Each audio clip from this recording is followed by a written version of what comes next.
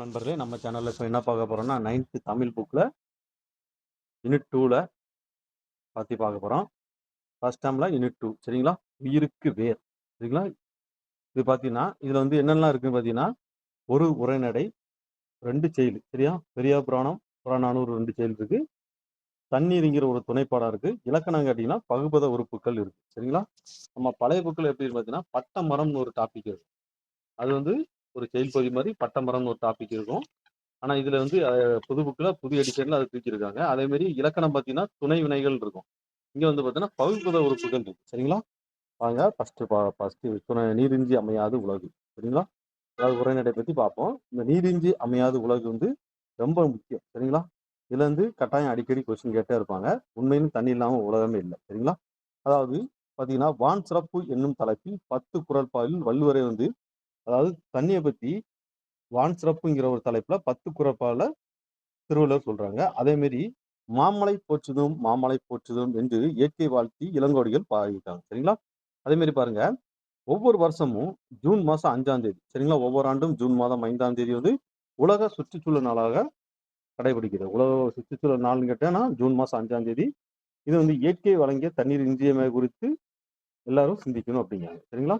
அடுத்து பாருங்க, நீரின்றி அமையாது உலகம் சரிங்களா? தண்ணி இல்லாம அலையாம உலகம் என்று தண்ணீரை பற்றி தம் கருத்தை தெளிவாக பதிவு செய்துள்ளார் திருவள்ளுவர் சரிங்களா? திருவள்ளுவர் என்ன சொல்லுனா, நீரின்றி அமையாது உலகம் சொல்லியிருக்காரு. அதே மாதிரி வந்து வான் சிறப்பு என்று பத்தி தண்ணீரை பத்தி 10 குறள்பால சொல்லியிருக்காங்க. மாமலை பொன்றுதலும் மாமலை பொன்று வந்து இளங்கோடிகள் பாடியிருக்காரு. அதே மாதிரி ஒவ்வொரு வருஷமும் ஜூன் மாசம் 5ஆம் தேதி உலக சுற்றுச்சூழல் நாளாக கடைபிடிக்கிறது. இங்க பாருங்க, மழை வந்து உழவுக்கு உதவுகிறது. விதைத்த விதை ஆயிரமாக பெறுகிறது.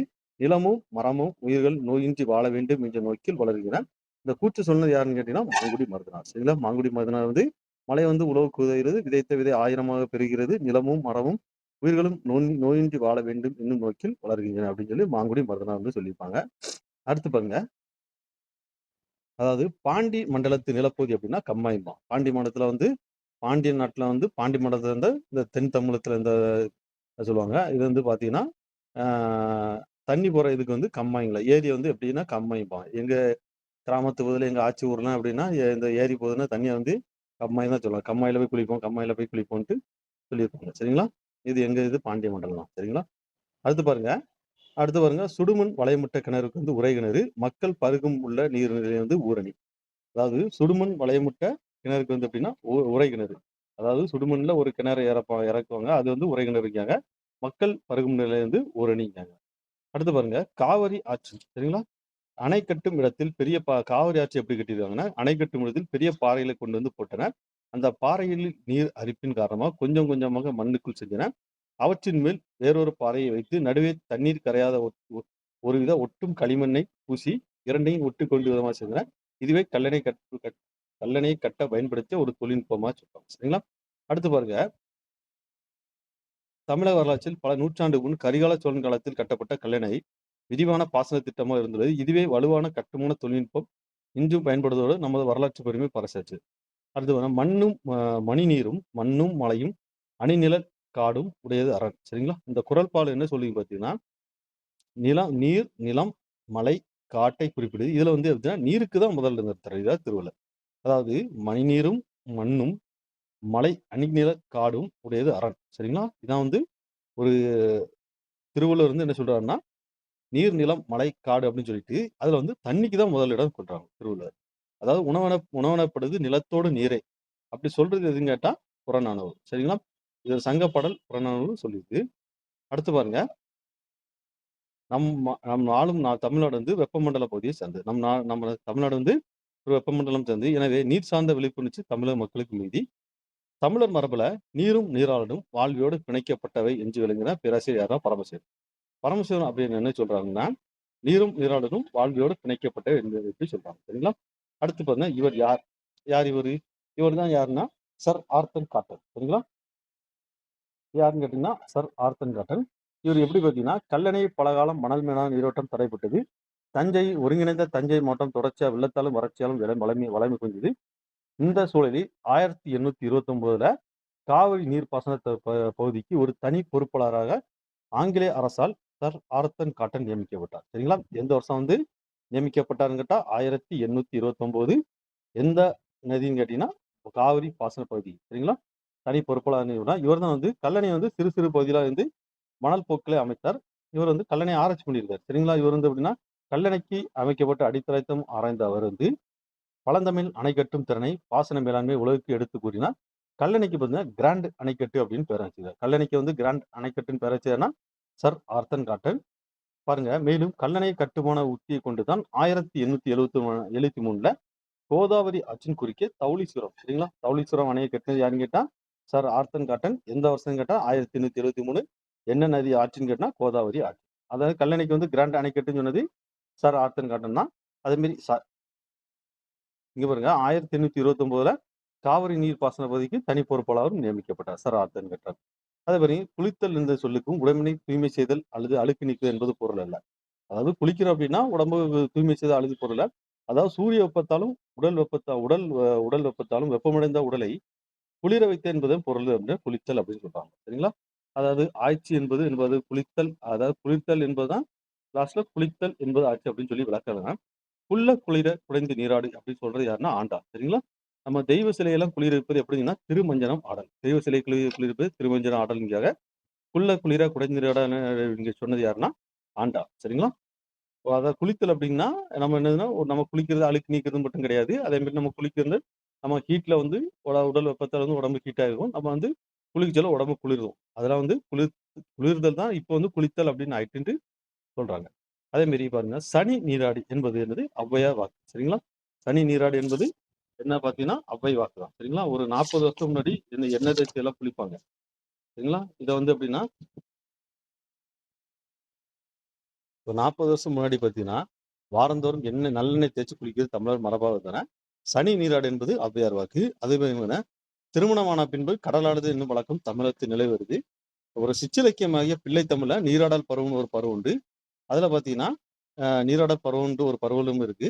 நாட்டுப்புற தெய்வ கோயில்கள் வந்து சாமியாடிகளுக்கு மஞ்சள் நீர் கொடுத்து அருந்த செய்வது நீராடும் தற்போது இதெல்லாம் பாத்தீங்கன்னா பழைய புக்கில் இருக்கு. சரிங்களா? அடுத்து பாருங்க, சோழர் கால குமிழித்தும்பு. சரிங்களா? சோழர் கால குமிழித்தும்பு பார்த்தா மழைக்காலங்கள்ல ஏரி நிரம்பும் போது நீந்துவது வல்லவரான ஒருவர் வந்து தண்ணிக்குள் செஞ்சு கலிமுகத்தை அடைந்து குமிழித்தும்பை தூக்குவார். அடியிலிருந்து 2 துளைகள் காணப்படும். அடியில இருந்து 2 துளைனா ஒரு துளை வழியா மேல இருக்கிற துளை வழியா தண்ணி வரும். கீழே இருக்கிற துளை வந்து சேறு சகதி இதெல்லாம் கலண்டு வெளியேறும். சரிங்களா? இதான் குமிழித்தும்பு. அந்த குமிழித்தும்பு யார் காலத்துல யூஸ் பண்ணிருக்காங்கன்னா சோழர் காலம். இந்த பாருங்க இதுதான் குமிழித்தும்பு. சரிங்களா? பாத்தீங்கன்னா ஜான் பென்னிக்விக். சரிங்களா? ஃபர்ஸ்ட் வந்து நம்ம இதுக்கு முன்னாடி சர் ஆர்த்தர் காட்டன் பத்தி பார்த்தோம். நீர்ப்பாசனத்தை தந்தை என அழைக்கக்கூடிய சர் ஆர்த்தர் காட்டன் 1829ல காவிரி பாசனத்தை தனி பொறுப்பாளர் நியமிக்கப்பட்டார். அது சர் ஆர்த்தர் காட்டன். கல்லணைக்கு கிராண்ட் அணைக்கட்டுன்னு பெயர் வச்சிருக்காரு. அதே மாதிரி கோதாவரி ஆற்றின் குறுக்கே தௌலீஸ்வரம் அணை கட்டினது சர் ஆர்த்தர் காட்டன் தான். வருஷம் கேட்ட 1873. இவர் வந்து ஜான் பென்னிக்விக் பத்தி பார்ப்போம். சரிங்களா? தமிழ்நாட்டின் தென் மாவட்டங்களான தேனி, திண்டுக்கல், மதுரை, சிவகங்கை, ராமநாதபுரம் ஆகியவற்றை விவசாயத்துக்கு குடிநீருக்கு உதவும் வகையில் முல்லை பெரியாறு அணை கட்டினார். பாருங்க, முல்லை பெரியாறு அணையை கட்டியவர் யாருன்னு கேட்டா ஜான் பென்னிக்விக். சரிங்களா? அது தென் மாவட்டம் எந்தெந்த மாவட்டங்கள்லாம் பயன்படுத்தினா தேனி, திண்டுக்கல், மதுரை, சிவகங்கை, ராமநாதபுரம். சரிங்களா? திரும்ப சொல்றேன். தேனி, திண்டுக்கல், மதுரை, சிவகங்கை, ராமநாதபுரம் ஆகிய மாவட்டம் விவசாயத்துக்கு குடிநீருக்கு உதவும் வகையில் முல்லை பெரியாறு அணை கட்டியிருக்கார். ஆங்கில ஆட்சி காலத்தில் வைகை வடிநில பரப்பில் மழை பெய்து பஞ்சம் ஏற்பட்ட பல்லாயிரக்கணக்கான மக்கள் பாதிக்கப்பட்டிருக்காங்க. மேற்கு தொடர்ச்சி மலையில் பெய்யும் மழைநீர் வந்து பெரியாற்றில் ஓடி வீணாக கலப்பதை அறிந்த இவர் வந்து அங்கு ஒரு அணை கட்ட முடிவு செய்தார். அது கட்டுமானத்தின் போது கூடுதல் நிதி ஒதுக்க ஆங்கில அரசு மறுத்தபோது தம் சொத்துக்களை வச்சு அணை கட்டினார். சரிங்களா? அவருக்கு நன்றி செலுத்தும் போது அப்போதைய மக்கள் வந்து தம் குழந்தைகளுக்கு பென்னிக்விக் குஞ்சு பெறும். இந்த ஜான் பென்னிக்விக் அவளை வச்சுதான் ஒரு சூப்பர் ஸ்டார் ரஜினிகாந்த் படம் கூட ஒரு எடுத்தாங்க. சரிங்களா? அந்த படம் ஓடல. சரிங்களா? அகலின் என்ன அர்த்தம் பார்த்தீங்கன்னா கோட்டையின் புறத்தே அமைந்த நீராறுன்னு வந்து அகழி. சரிங்களா? அகழி என்னன்னு பார்த்தீங்கன்னா கோட்டையை சுத்தி புறத்தே, கோட்டைக்கு வெளியே புறத்தே அமைந்ததுதான் அகழி. அருவின்னு கேட்டினா அருவி நம்மளுக்கு தெரியும். மலை முகட்டுல இருந்து நீர் குத்திட்டு வருவதுதான் அருவி. சரிங்களா? அருவி வந்து மலையில இருந்து உளும்புல அதான் அருவி. அடுத்து ஆழிக்கிணறுன்னு கேட்டீங்கன்னா கடல் அருகே தோண்டி கட்டிய கிணறு வந்து ஆழிக்கிணறு. ஆழிக்கிணறுனா கடலுக்கு பக்கத்துல தோண்டிய கட்டிய கிணறு ஆழிக்கிணறு. ஆறுன்னு கேட்டீங்கன்னா இரு கரைகள் இடையே ஓடும் நிலப்பரப்பு வந்து ஆறு. சரிங்களா? ஆறு எதுன்னு கேட்டீங்கன்னா 2 கரைகளுக்கு இடையே ஓடும் நீர்ப்பரப்பு ஆறு. இளஞ்சி சரிங்களா? இலஞ்சி அப்படின்னு கேட்டா பல வகைக்கு பயன்படும் நீர்த்தேக்கம். பல வகைக்கு பயன்படும் நீர்த்தேக்கம். இஞ்சியும் கூட எடுத்துக்கலாம். சரிங்களா? இஞ்சி வந்து நம்ம பல வகைக்கு பயன்படும். டீ போட பயன்படுது, மருத்துவத்துக்கு பயன்படும். இஞ்சி வந்து பல வகைக்கு பயன்படும். அதே மாதிரி இலஞ்சியும் பல வகைக்கு பயன்படும் ஒரு நீர்த்தேக்கம், ஒரு ஷார்ட்கட்டா வச்சுங்க. சரிங்களா? உரை கிணறுங்கன்னா மணல் பாங்கான இடத்தில் தோண்டி சுடுமண் வளையமிட்ட கிணறு வந்து உரை கிணறு. சரிங்களா? உரை கிணறுன்னு கேட்டா மணல் பாங்கான இடத்தில் சுடுமண் தோண்டி சுடுமண் வளையமிட்ட கிணறு வந்து உரை கிணறு. ஊரணி சரிங்களா? ஊரணி அப்படின்னா மக்கள் வந்து பருகும் நீர்நிலையில் உள்ள ஊரணி. சரிங்களா? மக்கள் வந்து பருகும் நீர்நிலை நீர்நிலை ஊரணி. ஊற்றுங்கன்னா அடியிலிருந்து நீர் ஊற்றி வருவது ஊற்று. தண்ணி வந்து அடியிலிருந்து ஊற்றி வருவது ஊற்று. பாருங்க, வேளாண்மை பாசன நீர்த்தேக்கம் வந்து எது பார்த்தீங்கன்னா ஏரி. சரிங்களா? ஏரி பார்த்தீங்கன்னா வேளாண்மை பாசன நீர்த்தேக்கம் வந்து ஏரி. கட்டுக்கிணறு. கட்டுக்கிணறுனா சரள நிலத்துல தோண்டி கல் செங்கலால் வச்சு ஆழ்துறை கட்டி வந்து கட்டுக்கிணறு. கட்டுக்கிணறு வந்து சரள நிலத்துல தோண்டி கல் இதெல்லாம் செங்கலால் கட்டி அகச்சுவர் கட்டிய கிணறு வந்து கட்டுக்கிணறு. அடுத்து பாருங்க, கடல் வந்து அலைகள் கொண்ட உப்பு நீர் பரப்பரப்பு கடல். நம்மளுக்கு தெரிஞ்ச கடல் என்னது? கடல் அலைகள் கொண்ட உப்பு நீர் பரப்பரப்பு. கம்மாய் அப்படின்னா பாண்டிய மடத்துல ஏரிக்கு வழங்கப்படும் பேர். கம்மாய் வந்து பாண்டிய மடத்துல வழங்கும் ஏரிக்கு வந்து வழங்கும் பேர் வந்து கம்மாய். அதாவது சிறிதாக அமைக்கும் குளிக்கும் நீர்நிலை கேட்டா குண்டம். சரிங்களா? குண்டு அப்படின்னு கேட்டா சிறிதாக அமைக்கும் குளிக்கும் நீர்நிலை. இந்த கம்மாய் பார்த்தீங்கன்னா இது எங்க பார்த்தீங்கன்னா அந்த எங்க ஆச்சூர் எங்க இருக்குன்னா புதியமுத்தூர். இந்த ஓட்டப்பிடாரம் புதியமுத்தூர் அந்த லைன்ல வந்து ஒரு ஊர். சரிங்களா? அந்த ஊர்ல வந்து எப்படின்னா எங்க ஆச்சூருக்கு ஸ்கூல் டைம் லீவ்ல எங்க ஆச்சூருக்கு போச்சுல அந்த குளிக்க போற இடத்துல வந்து கம்மாயில போய் குளிப்போம். கம்மாயில போய் குளிப்போம்னு சொல்லுவாங்க. அப்பதான் எனக்கு இந்த பார்த்தோன்னு ஞாபகம் வருது. கம்மாய் என்ன சரிங்களா? அடுத்து பாருங்க, சிறிதாய் அமைக்கும் குளிக்கும் நீர்நிலை வந்து குண்டம். சிறிதாய் அமைந்த குளிக்கும் நீர்நிலை வந்து குண்டம். குளிப்பதற்கேற்ற சிறுகுளம். சிறுகுளத்துல ஒரு குண்டதிக்கு போடுறோம். வச்சு ஒரு ஞாபகத்தை வச்சுக்கோங்க. குமுளி ஊற்றினா அடிநிலத்திலிருந்து நீர் மட்டத்தை கொப்பளிக்கிறது குமுளி ஊற்றி. ஓர்மண் நிலத்தில் தோண்டப்படும் நீர்நிலை கேட்டா கூவல். சரி, ஓர்மண் நிலத்தில் தோண்டப்படும் நீர்நிலை கேட்டா கூவல். கேணிங்க அப்படின்னா அகலமும் ஆழமும் உள்ள பெருங்கிணறு வந்து கேணி. அகலமும் ஆழமும் உள்ள பெருங்கிணறு வந்து கேணி. புனல் குளம் கேட்டா நீர்வரத்து மடையின்றி மழை நீரே கொண்டுள்ள குளிக்கும் நீர்நிலை புனல் கிணறு. புட்டை கிணறு கேட்டா கமலை நீர் பாய்ச்சும் அமைப்புள்ள கிணறு வந்து புட்டை கிணறு. சரிங்களா? அடுத்து பார்த்தீங்கன்னா பெரிய புராணம். பெரிய புராணத்தின் நூலின் ஆசிரியர்னா சேக்கிழார். சரிங்களா? பெரிய புராணத்தின் நூலின் ஆசிரியர்னா சேக்கிழார். இங்க பாருங்க, பாடல் நம்மளுக்கு கொஞ்சம் லைட்டா வாசி வச்சுக்கிறோம். சரிங்களா? காடெல்லாம் கலைக்கரும்பு, காவெல்லாம் குலைக்கரும்பு, மாடெல்லாம் கருங்குவலை, வயலெல்லாம் நெருங்குவலை, கோடெல்லாம் மட அன்னம், குளமெல்லாம் கடல் எண்ண, நாடெல்லாம் நீர்நாடு தனை ஒவ்வாமை ஒவ்வா நலமெல்லாம். சரிங்களா?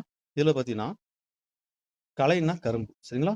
இதுனா அது எப்படி பார்த்தீங்கன்னா அந்த விழுங்கலை நாட்டத்தோட சிறப்பை பத்தி சொல்லும். இது என்னது பார்த்தீங்கன்னா வரப்பு உயர நீர் உயரும், நீர் உயர நெல் உயரும், நெல் உயர குடி உயரும், குடிந்த குடியெல்லாம் நாடெல்லாம் நீர்நாடு அப்படின்னு சோழ நாட சொல்றது. காவிரி பாதையெல்லாம் பூவிரியும் கோலத்தை அழகாக விரிக்கிறது பெரிய புராணம்.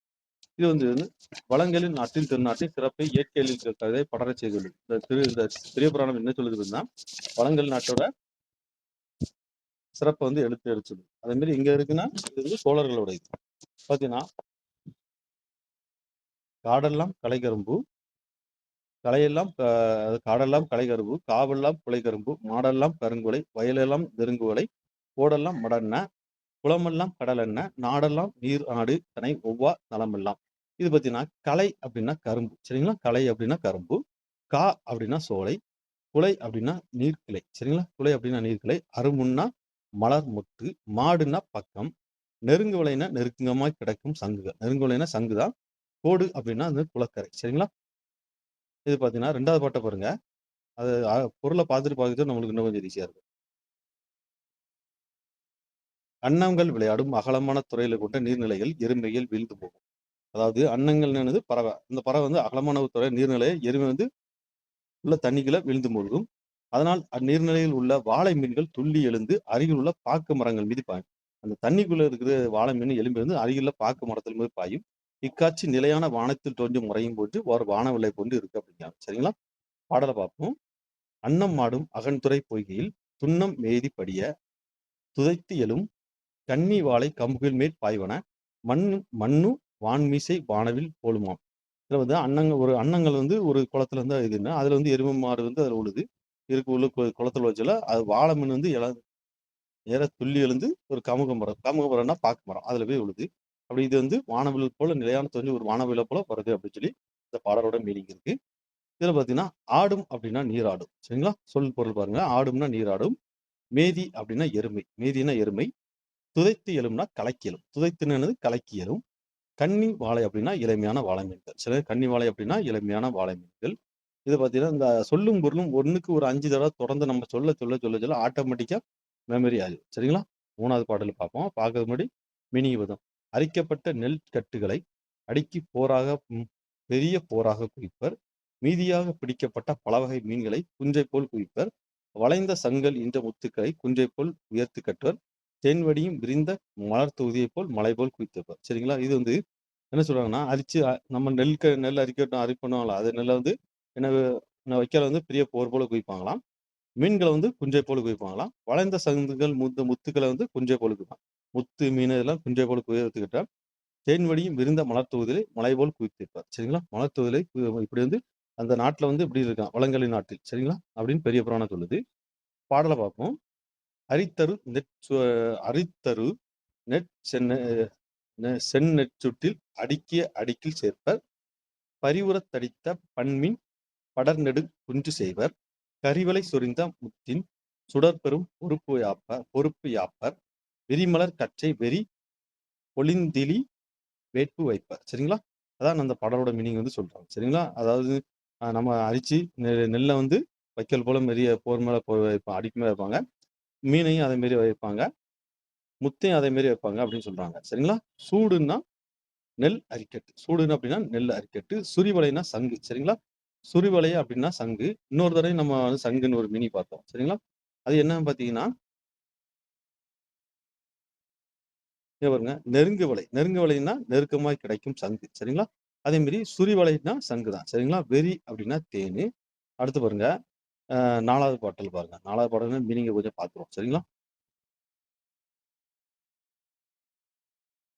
அதாவது நெற்கற்றை குவிந்த பெரிய மலை போல் போரை மேலேருந்து சாயச் செய்வர். அப்போ அந்த நெல்லுக்கட்டைய மேல இருந்து சாய செய்வாங்களாம். அப்போ சாய செய்யச்சொல்ல பெரிய வண்டிகளை செலுத்தும் கருமையான எருமை கூட்டம் வளமாக சுற்றி மிதக்கும். அந்த எருமை கூட்டம் வந்து அது வளமா சுற்றும். இதை தோற்றமானது கரிய மேகங்கள் பெரிய பெரிய பொன் மலைச்சாரல் மீது வளமாக சுற்றுகின்ற காட்சியைப் போல காட்சியை அதாவது வளமாக சுற்றுகின்ற காட்சியைப் போல உள்ளது. இத்தகைய காட்சி அங்கு மிகுதியாக காணப்படுகிறது. சரிங்களா? இந்த வளங்கள் நாட்டுல இப்படியெல்லாம் இருக்குங்க. இப்ப சாலின் கற்றை தூற்ற தடவரை முகடு சாய்த்து காலிரும் பகடு போக்கும் கரும்பெறல் பாண்டில் ஈட்டம் ஆழிய முகிலின் கூட்டம் அறுவரை சிமையச்சாரல் போல் வளங்கொண்டு சூழும் காட்சியின் மிக்கதற்றே. சரிங்களா? பகடு அப்படின்னா என்னது? எருமை கடா. பகடுனா எருமை கடா. பாண்டில் அப்படின்னா வட்டம். சரிங்களா? பாண்டில்னா வட்டம். சிமயம் அப்படின்னு என்னது? மலை. சிமயம்னா மலை. சரிங்களா? அடுத்து பாருங்க, இது 5வது பாட்டுல ரொம்ப முக்கியமானது. சரிங்களா? அந்நாடு எங்கும் தென்னை செருந்தி நறுமணமுடைய நரந்தம். நறுமண வாசமுடையது நரந்தம். பொஞ்சவை உள்ளன. அரச மரம், கடம மரம், பச்சிலை மரம், குளிர்ந்த மலருடைய கூராமரம் போன்றவை எங்கும் வளர்ந்துள்ளன. சரிங்களா? அந்த நாட்டுல இந்த வளங்கள் நாட்டுல என்ன மரம் இருக்குன்னா, அரச மரம், கடமரம், பச்சிலை மரம், குளிர்ந்த மலமுடைய என்ன மரம்னா கூராமரம் எங்கும் வளர்ந்த பெரிய அடிப்பகத்தை கொண்ட பனை சந்தனம், குளிர்ந்த மலருடைய நாகம். சின்ன குளிர்ந்த மலருடைய என்ன மரம்னா நாகமரம், பெரிய அடிப்பகத்தை கொண்ட சந்தன மரம், பனை மரம், நீண்ட இலைகளை கொண்டு வஞ்சி காஞ்சி மலர்கள் எங்கும் பொங்கு நிறைந்த கொங்கு முதலில் எங்கும் செலுத்தணும். கொங்கு வந்து எங்குமே செழித்திருக்கும் அப்படின்னா. அப்ப இதுல வந்து பாத்தீங்கன்னா, அரச மரம், கடமரம், பச்சிலை மரம், குளிர்ந்த மாடு இதெல்லாம் எல்லா இடத்துலயும் அந்த வளங்கள் நாட்டுல இருக்கு. குளிர்ந்த மலருடைய என்னது? கூராமரம். சரிங்களா? பெரிய அடிபாகத்துடைய பனை சந்தனம். குளிர்ந்த மலருடைய மரம் கேட்டினா நாகமரம். அடுத்து நீண்ட இலைன்னு கேட்டா வஞ்சி காஞ்சி. கொங்கு எங்கும் இருக்கும் அப்படிங்கிறாங்க. சரிங்களா? பாடலை நீங்க பார்ப்போம். நாளிக்கே நாளிக்கே நாளிக்கே ரச்சத்தம் செருந்தி நறுமலர் நாரந்தம் எங்கும் கோழி சாலந்த மாலம் குளிர் மரம் புறவம் எங்கும் தாளிரும் பொந்து சந்து தன்மலர் நாகம் எங்கும் நீலிலை வஞ்சி காஞ்சி நிறைமலர் பொங்கம் எங்கும். சரிங்களா? அதாவது நாளிகேரம்னா தென்னை. சரிங்களா? நாளிகேரம் அப்படின்னா தென்னை. நரந்தம் அப்படின்னா நாரந்தை. கோழின்னு என்னது? அரச மரம். லீ வந்து எந்த லீ வரும் பாருங்க, ஸ்கூலுக்கு பள்ளிக்கூடத்துக்கு போற லீ. சரிங்களா? அரச மரம். சாலம் அப்படின்னா ஆச்ச மரம். சரிங்களா? தாமரம் அப்படின்னா பச்சிலை மரம். இரும்புந்துனா பருத்த பனை மரம். இரும்புந்துனா படுத்த பனை மரம். சந்து அப்படின்னா சந்தன மரம். நாகம் அப்படின்னா நாகமரம். காஞ்சி அப்படின்னா ஆற்றுப்பூவரசு. சரிங்களா? காஞ்சி அப்படின்னா ஆற்றுப்பூவரசு. அடுத்து பாருங்க, இலக்கண குறிப்பு பாருங்க. கருங்குவளை, செந்நெல் இதெல்லாம் வந்து பண்புத்தொகை. கருங்குவளை, செந்நெல் இதெல்லாம் பண்புத்தொகை. விரிமலர் அப்படின்னு கேட்டீங்கன்னா வினைத்தொகை. சரிங்களா? விரிமலர்ன்னு வினைத்தொகை. அதாவது முக்காலத்தையும் காட்டும். தடவரை அப்படின்னு கேட்டா ஒரு சொற்றொடர். தடவரை, தாள, தவ, தட இதெல்லாம் வந்து ஒரு சொற்றொடர். சரிங்களா? இப்ப பாருங்க, நூல்வெளி பாருங்க. சரிங்களா? பெரிய புராணத்தை எழுதிய சேக்கிழார். அடுத்து நூல்வெளி பண்ண சுந்தரின் திருத்தொண்ட தொகை அடியோர் ஒரு பெருமை அடியார். அதாவது சுந்தர திருத்தொண்ட தொகை அப்படி நூல் எழுதினார்னா சுந்தரர். அதுல என்ன சொல்லுதுன்னா அடியவர் ஒரு பெருமையை கூறுது. அடியவர் ஒரு ஆள் பெருமையை தான் கூறுது. அந்த திருத்தொண்டை தொகைய சிறிது விலக்கி நம்பியாண்டான் நம்பிங்கிறவங்க வந்து திருத்தொண்ட திருவந்தாதி என்னும் ஒரு பாடல் எழுதினாங்க. அந்த பாடல் எப்படின்னா ஒவ்வொரு பாடலிலும் அடியார் பெருமையை கூறுது. அந்த திருத்தொண்ட திருவந்தாதி ஒவ்வொரு பாடலும் ஒவ்வொரு அடியார் பெருமையை கூறுகிறது. இந்த 2 நூலையும் அடிப்படையாக கொண்டு சேக்கிழார் என்ன புராணம்னா பெரிய புராணம் சொல்லி எழுதுகிறார். பெரிய புராணத்துக்கு இன்னொரு பேர்னா திருத்தொண்ட புராணம். இங்க பாருங்க, ஒவ்வொரு புராணத்திலும் ஒவ்வொரு அடிகளாரும் 63 ஒரு சிறப்புகளை விளக்கப்படுகிறதால் இந்த பெரிய புராணம். பெரிய புராணத்துக்கு இன்னொரு பேர்னா திருத்தொண்ட புராணம். சரிங்களா? அப்புறம் சுந்தரோட திருத்தொண்ட தொகை வந்து சுந்தரர். அது எப்படின்னா அடியவர் பெருமையை கூறுகிறது. அடியவர் பெருமையை மட்டும் கூறுது திருத்தொண்ட தொகை. இது வந்து எப்படின்னா நம்பியார் நான் நம்பி வந்து திருத்தொண்ட திருவந்தாதி எழுதியிருக்காரு. இவர் வந்து ஒவ்வொரு பாட்டிலையும் அடியார் பெருமை சிறப்பு. இவர் எப்படின்னா அதாவது பெரிய புராணத்துல ஒவ்வொரு புராணத்திலும் ஒவ்வொரு அடியார், அதாவது 63 சிறப்புகளை விலைக்கு படப்படுவதுதான் பெரிய புராணம். அதாவது திருத்தொண்ட தொகை திருவந்தாதி, திருத்தொண்ட தொகையையும் திருத்தொண்ட திருவந்தாதி நூலை 2 அடிப்படையாக கொண்டதான் பெரிய புராணம் வந்து 63 அடிகளால் சிறப்பை பெறுது. பெரிய புராணத்துக்கு இன்னொரு பேர்னா திருத்தொண்ட புராணம். சரிங்களா? இந்த இதை பாருங்க, சேக்கிழார் பத்தி பார்ப்போம். இவர் சேக்கிழார் வந்து எத்தனாம் நூற்றாண்டை சேர்ந்தனா 12ஆம் நூற்றாண்டை சேர்ந்தவர். இவர் யார் வெட்ட வேலை பார்த்துருக்காங்க? 2ஆம் குலோத்துங்க சோழன் அவைகால முதலமைச்சர். சரிங்களா? 2ஆம் குலோத்துங்க சோழன் அவைகால முதலமைச்சர். பக்தி சுவை நனி சொட்ட சொட்ட பாடி கவிவல்லவ என்று மகாவித்வான் மீனாட்சி சுந்தரனார் பற்றி பாடுகிறான். 3 பாயிண்ட் தாங்க. சேக்கிழார் பத்தினா 12ஆம் நூற்றாண்டு யார்கிட்ட வேலை பார்த்தினா 2ஆம் குலோத்துங்க சோழன் அவைகால முதலமைச்சர் வேலை பார்த்தினா பக்தி சுவை சொட்ட சட்ட கவி வல்லவ அப்படின்னு சொல்லி மகாவித்வான் மீனாட்சி சுந்தர் இவர் வந்து பாராட்டியிருக்கார். சரிங்களா? அவ்வளவுதான். சரிங்களா? அடுத்து பாருங்க, வானகமே இளம்பெயிலே மரச்செறிவே நீங்களெல்லாம் காணல் நீரோ வெறும் காட்சி பிழைதானோ போனதெல்லாம் கனவில் பிணை கனவினை போல் புதைத்தலும் போனதெல்லாம் நானும் ஒரு கனவோ இந்த ஞானம் பொய்தானோ. இது பாட்டுல பாடினார்னா பாரதியார். சரிங்களா? இது பாடல் படம் நல்லதா இருக்கும். சரிங்களா? அடுத்து பாருங்க, புறநானூறு. இந்த புறநானூறு பாடல் யாருன்னா குடவெளி பிள்ளையார். இந்த பாடல்ல என்ன சொல்லுது பார்த்தீங்கன்னா, குடவெளி பிள்ளையார் வந்து ஒரு மன்னர். சரிங்களா? அந்த மன்னர் பேர் யாருன்னு கேட்டா பாண்டியன் நெடுஞ்செழியர். சரிங்களா? அந்த பாண்டியன் நெடுஞ்செழியர்கிட்ட அந்த குடவெளி பிள்ளையார் சொல்லியிருப்பார். நீ நீ எக்காலத்தும் வாழணும்னா உன்னோட அரசாட்சி நல்லா இருக்கணும்னா நீ வந்து தண்ணியை சேர்த்து அப்படின்னு சொல்லி இந்த பாடலை விட்ட நம்ம மீனிங் வரும். சரிங்களா? அங்க பாடலை போய் பார்க்கணும். சரிங்களா? அதே மாதிரி இங்க பாருங்க, இந்த பாடல் நீர்நிலைகளை உருவாக்குவர்களே உயிரை உருவாக்குவர் அப்படிமா. நீர்நிலை உருவாக்குவரே உயிரை உருவாக்குவர் அப்படின்னு போச்சு. சரிங்களா? இந்த பாடலோட மீனிங் ஒரு தடவை பார்த்தோம். பாருங்க, நான் சொன்னதுதான் மீனிங் வரும். வான்வரை உயர்ந்த மதுரை கொண்ட பழமையான ஊரின் தலைவனே, வலிமைமிக்க வேந்தனே, மறுமையிலும் இன்பத்தை அடைய விரும்பினாலோ உலகம் முழுவதும் வெல்ல விரும்பினால் நிலையான புகழை பெற விரும்பினாலோ செய்ய வேண்டியது என்னவென்று கூறியேன் கேட்பாயாக. உலகில் உள்ள யாவற்றையும் மீதியாக கொண்டு வழங்கும் பாண்டியன் நெடுஞ்செழியன். அந்த பாண்டியன் நெடுஞ்செழியனை பத்தி குடவளை பிள்ளையார் சொல்கிறார். நீரின்றி அமையாத உடல். சரிங்களா? நீர் இல்லாம அமையாத உடல். உணவால் அமைவது உணவே முதன்மையான உடையது. எனவே உணவை தந்தவர் உயிரையும் தந்தவர். உணவு எனப்படுவது நிலத்துடன் நீரும் ஆகும். நிலத்தையும் நீரையும் ஒன்று சேர்த்த வந்து உடலையும் உயிரையும் ஒன்று சேர்த்தவர். நெல் முதலிய தானியங்களை வைத்து மலையை பார்த்திருக்கும் நிலம் பாராதினும் பரந்தாயினும்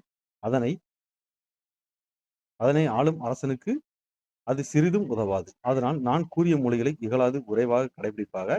நிலம் குளிர்ந்த இடங்கள் தோறும் நீர்நிலைகளை பெருக்க செய்தல் வேண்டும். அவ்வாறு நிலத்தில் நீரை பெருக்கியோர் பூவகை இன்பத்தையும் நிலைத்த புகழையும் பெறுவர். இதை நீ செய்யாதது புகழ் பெறாது வீணை மடிவர். சரிங்களா? இந்த பாடல் வந்து என்ன சொல்றாங்கன்னா, குடவெளி பிள்ளையார் வந்து நெடுஞ்செழியர்கிட்ட தண்ணி தான் முக்கியம். நீ வறுமை கஷ்டப்படுற காலத்தையும் நீ வந்து இன்பத்தை அடைய விரும்பினோம், உலகம் முழுவதும் நீ வெல்லணும் விரும்பினாலும் நிலையான புகழை அடைய விரும்பினாலும் நீ தண்ணியை சேர்த்து வை. சரிங்களா? அதாவது தண்ணி உடலும் உயிரையும் தண்ணியை வந்து நீ சேர்த்து வச்ச வந்து உடலையும் உயிரையும் இணைச்சதுக்கு சமம் அப்படின்னு சொல்லி குடவெளி பிள்ளையாருக்கு அறிவுரை கூறுகிறார். சாரி, குடவெளி பிள்ளையார் வந்து நம்ம நெடுஞ்செழியனுக்கு பாண்டியன் நெடுஞ்செழியனுக்கு அறிவுரை கூறுகிறாங்க. சரிங்களா? பாடலை பாருங்க. வான் உட்புகும் வடிநீர் நின்மதில் மல்லல் முதுர் பய வந்ததே செல்லுக உலகத்து செல்வம் வேண்டினும் ஞாலம் காவலர் தோல்வழி முறுக்கி ஓரினி ஆதல் வேண்டினும் சிறந்த நல்லிசை நிறுத்தல் வேண்டினும் மற்ற அதன் தகுதிகள் இனி மிகுதி ஆள. சரிங்க. இந்த பாடல்லாம் வந்து நீங்கலாம் புதுசா வந்து படிக்கிறதுல எப்படி நான் படிக்கிற மாரி படிச்சீங்களான்னு தெரியாது. இங்க பாருங்க, நீரின் இந்த பாடல படிக்கிறதுக்கு கொஞ்சம் கஷ்டம் தான். பழைய பாடல்லாம் படிக்கிறதுக்கு. அதனால நான் வந்து கொஞ்சம் படிச்சு படிச்சு அப்படியே வருது எனக்கு வாயில. நீரின்றி அமையா யாக்கைக்கு எல்லாம் உண்டி கொடுத்தாரே உயிரும் கொடுத்தாரே உண்டி முதற்றென்றே உணவிற் பிண்டம் உணவனப்படுவது நிலத்தோடு நீரே நீரும் நிலமும் புணரி வந்து ஈண்டு உடலும் உயிரும் படைத்தாசினாரா. சரிங்களா? வித்துவ நோக்கம் புண்புலன் கண்ணகன் வைப்பாற்று ஆயினும் நன்னி ஆளும் இறைவனுக்கு தாட்குதவாதே ஆதனால் ஆடுபோர் செழிய இகழாது வல்லே நிலன் நெளிமறிக்கின் நீர்நிலை பெருக தட்டோர் அம்மை இவன் தட்டாரே தள்ளாதோர் இவன் தள்ளாரே. சரிங்களா? புறநானூறு பாடல். இப்ப பாருங்கன்னா, திணைங்கட்டன் பொதுவியல் திணை, துறைங்கட்டம் முதுமொழி காஞ்சி. சரிங்களா? இது பாண்டியன் நெடுஞ்செழியனுக்கு குடவழிப்பையார் குறிப்பாங்க. பாடல் இங்க பாருங்க, சொல்லும் பொருளும் யாக்கை அப்படின்னானது உடம்பு. சரிங்க. யாக்கைன்னு உணர்வு, புணரியோ அப்படின்னா தந்தவர், புன்புலம்னா புல்லிய நிலம், தாட்கு அப்படின்னா முயற்சி. சரிங்க. தாட்குன்னா முயற்சி அல்லது ஆளுமை. தள்ளாதோர் இவன் தள்ளாரை அப்படின்னு கேட்டா குறைவில்லாத நீர்நிலைகளை அமைப்பவர், குறைவில்லாது புகழுடைய விளங்குவர். சரிங்களா? அடுத்து பாருங்க, இலக்கண குறிப்பு பாருங்க, மூதூர் நல்லிசை புன்புலம் இதெல்லாம் வந்து பண்பு தொகை. மூதூர் நல்லிசை புன்புலம் இதெல்லாம் வந்து பண்பு தொகை. நிறுத்தல் அப்படின்னானது தொழிற்பெயர். நிறுத்தல் அப்படின்னானது தொழிற்பெயர். அமையா அப்படின்னா ஈறுகட்ட எதிர்மறை பெயரச்சம். நீரும் நிலமும் உடம்பும் உயிரும் அப்படின்னா கேட்டீங்கன்னா எண்ணுமை. சரிங்களா? அதாவது வந்து வெளிப்படையா வந்துரு. இதுல வந்து எண்ணுமை. சரிங்களா? மறைஞ்சு வந்தா உண்மை தொகைன்னு வரும். சரிங்களா? ஆடுபோர் அப்படின்னா வினைத்தொகை. சரிங்களா? கொடுத்தார் அப்படின்னா வினையாளன் பேர். இதுல பாத்தீங்கன்னா பொதுவியல் திணை அப்படின்னு ஒண்ணு இருக்கும். சரிங்களா? திணை அப்படிங்கன்னா பொதுவியல் திணை இருக்கு. இதுல இந்த பொதுவியல் திணைனா என்னது? சரிங்களா? துறை முதுமொழி காஞ்சி அப்படின்னா என்னது அப்படின்னு பாத்தீங்கன்னா இதுல வந்து பாத்தீங்கன்னா பொதுவியல் திணை. பொதுவியல் திணைன்னா நம்மளுக்கு வந்து வெற்றி முதலிய புறத்திணைக்கெல்லாம் பொதுவான செய்திகளை முன்னர் விளக்கப்படாத செய்திகளை கூறுவது பொதுவியல் திணை. பொதுவியல் திணைனா வெற்றி கரந்தை அப்படின்னா ஒரு திணைகள் ஒரு 12 உண்டு. அதுல வந்து பாத்தீங்கன்னா இந்த இதுலயுமே சொல்லாதவன்னு சொன்னேன்னா பொதுவியல் திணைன்னு வரும். சரிங்களா? அதே மாதிரி இதுல வந்து முதுமொழி காஞ்சின்னு இருக்கு துறை. பழைய புக்ல பாத்தீங்கன்னா பொருண்மொழி காஞ்சி அப்படி பொருண்மொழி காஞ்சி பொருண்மொழி காஞ்சி துறை அப்படின்னும். அது மீனிங் பார்த்தீங்கன்னா சான்றோர் தெளிவாக ஆராய்ந்து தெளிந்த பொருட்களை பிறருக்கு பயன்படும் எடுத்துரைப்பது பொருண்மொழி காஞ்சி துறை அப்படின்னா. முதுமொழி காஞ்சின்னா உங்களுக்கு தெரியும். காஞ்சி என்னது நம்ம முதுமொழி காஞ்சி ஒரு பாடலே பார்த்தேன். அப்ப குடவுளைய பிள்ளையார் பத்தி பார்க்க இதெல்லாம் வந்து இந்த குடவுளைய பிள்ளையார் பத்தி மீனிங் வந்து பழைய புக்ல இல்லை. சரிங்களா?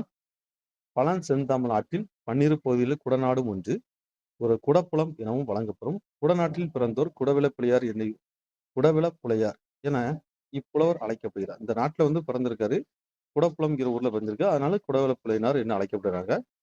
குடவில பிள்ளையினார் பாடிய பாடல் 2 புறநாற்று பாடல் இடம்பெற்றன. அவை இரண்டும் கலையாணத்து சேருவென்ற பாண்டியன் நெடுஞ்செழியனை பற்றிய பாடல். 2 பாட்டு பாடியிருக்காங்க. அந்த 2 பாட்டுமே என்ன பாண்டியன் நெடுஞ்செழியனை பற்றியும் பாடியிருக்காங்க.